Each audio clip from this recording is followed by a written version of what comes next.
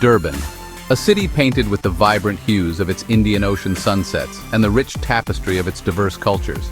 But beneath this beauty, a darkness lurks. Crime, like a venomous snake, winds its way through the city's veins, leaving trails of devastation in its wake. This is the story of Durban's underbelly, a stark reminder of the human cost of crime and the fight for justice and healing. The year was 2023. The city of Durban was alive with the vibrant energy of the holiday season. Streets were adorned with twinkling lights, and the air was filled with the sounds of laughter and festive music. It was a time of joy and celebration, a time when families came together to create lasting memories. The bustling streets of Durban were aglow with the festive spirit of the approaching holidays. Shops were filled with eager shoppers, and the aroma of delicious street food wafted through the air. It seemed like nothing could dampen the cheerful atmosphere that enveloped the city. But for one family, the season of joy would soon transform into an unending nightmare.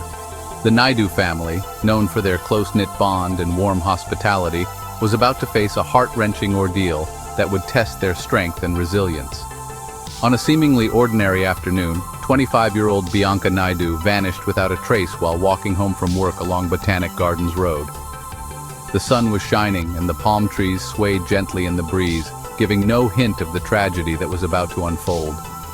Frantic calls to her phone went unanswered, each ring amplifying the growing fear that gripped her family.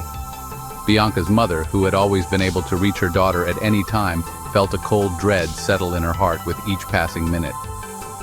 The hours that followed were a blur of desperate searches and fading hope.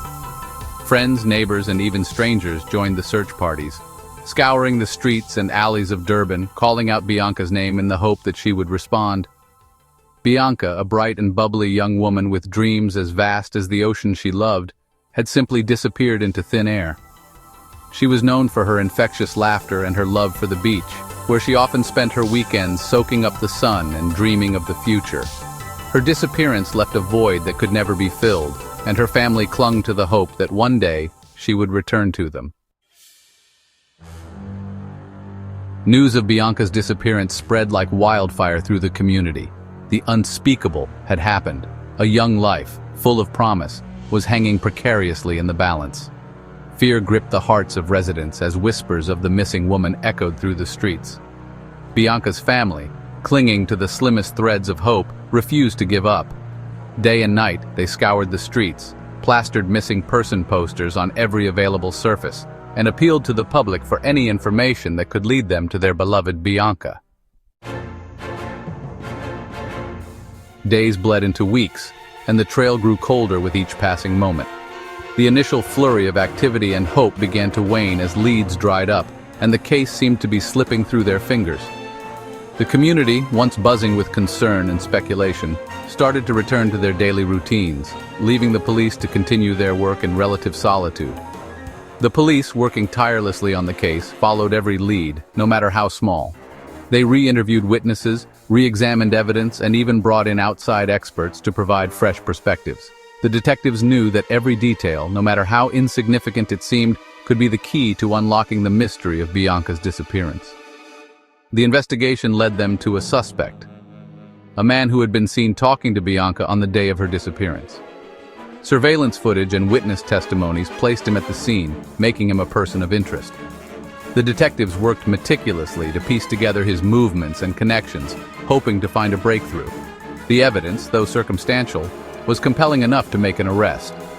The suspect's behavior and history raised red flags, and the police felt they had enough to bring him in for questioning. The arrest was a significant development, but it was just the beginning of a long and arduous process. The man, a known criminal with a history of violence against women, maintained his innocence. Despite his past, he insisted that he had nothing to do with Bianca's disappearance. His defense team argued that the evidence was purely circumstantial and that there was no direct link to the crime. The trial was a harrowing ordeal for Bianca's family, a constant reminder of their loss and the agonizing uncertainty surrounding her fate. Each day in court brought new revelations and emotional turmoil as they listened to testimonies and saw evidence that painted a grim picture.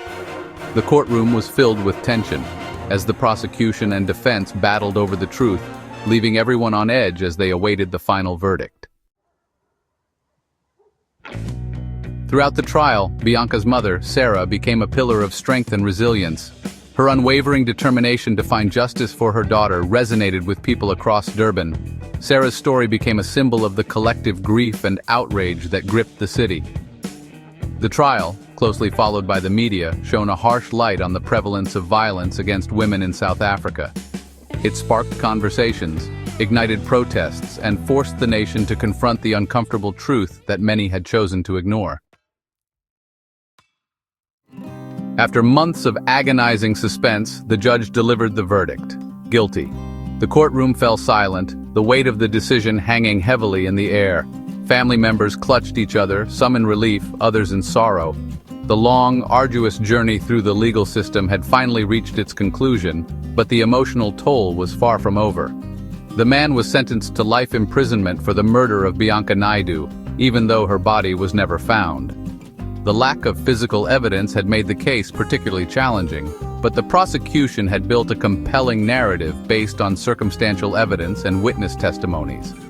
As the prison cell door closed behind him, it symbolized not just the end of his freedom, but also the beginning of a new chapter for Bianca's loved ones. The sentence, while bringing a sense of closure, could not erase the pain or fill the void left by Bianca's absence. Her family and friends were left to grapple with their grief, each day a reminder of the vibrant life that had been so cruelly taken from them. The empty chair at family gatherings, the silence where her laughter once echoed, these were the daily heartaches that no verdict could ever heal. The impact of Bianca's case extended far beyond the courtroom walls. It became a topic of national conversation, sparking debates about the justice system, the challenges of prosecuting cases without a body, and the broader issues of violence against women. News outlets covered every development, and the public followed the case with a mix of fascination and horror. It served as a stark reminder of the vulnerability of women in society and the urgent need for greater protection and justice. Activists and community leaders organized rallies and protests, demanding systemic changes to ensure that no other family would have to endure such a tragedy. Awareness campaigns on women's safety gained momentum, highlighting the need for both preventive measures and robust legal frameworks. The city of Durban, forever marked by the tragedy, rallied around Sarah and her family, offering support and solace in their time of unimaginable grief. Vigils were held, with the community coming together to light candles and lay flowers in Bianca's memory. These acts of solidarity provided some comfort, reminding the family that they were not alone in their sorrow.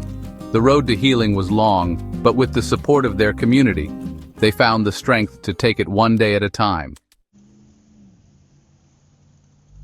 The tragic story of Bianca Naidoo, though fictional, reflects a harsh reality in Durban and South Africa as a whole. Crime, often fueled by poverty, inequality, and societal ills, casts a long shadow over communities, leaving many feeling vulnerable and afraid. The justice system, burdened by inefficiencies and often slow to respond, can sometimes feel like a distant entity to those desperately seeking justice. Cases drag on, evidence gets lost, and victims are left feeling unheard and forgotten. This lack of accountability breeds further distrust and perpetuates a vicious cycle of violence and impunity. Despite the grim realities, there is hope. Communities are coming together, reclaiming their streets and demanding better from their leaders. Grassroots organizations are working tirelessly to address the root causes of crime, providing support to victims and advocating for a more just and equitable society. The fight against crime is not just the responsibility of law enforcement. It requires a collective effort from every segment of society. It demands a commitment to addressing social injustices, empowering communities, and creating a culture of respect, tolerance, and peace.